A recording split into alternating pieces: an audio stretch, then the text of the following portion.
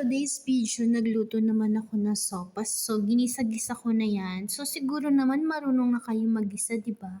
Sa inyo kung ano yung unahin nyo, kung sibuyas ba o bawang. Nasa sa inyo na yan. Total kayo naman nagluluto. Dapat kayo yung masusunod. So, anyway, yan na yan. Tapos yung hotdog. Ganyan talaga ako magluto ng sopas. Tinamad pa nga ako dyan kasi mas gusto ko yung hotdog. It's prito siya. Kasi parang pinirito siya. Ewan ko, yun ang gusto ko eh. Kanya-kanya time style. Ganyan ako magluto ng sopas. So, hindi ko na pinakita basic by basic ah. So, ayan na yung macaroni. Ginisa ko rin muna siya bago ako maglagay ng tubig. So, lahat yan may sangkap na like magic sarap, paminta, bawang, paminta, Basta yun na yun. Nilagyan ko na ng tubig nang kumulo-kulo na siya. Ilagay ko na rin diyan yung parang gata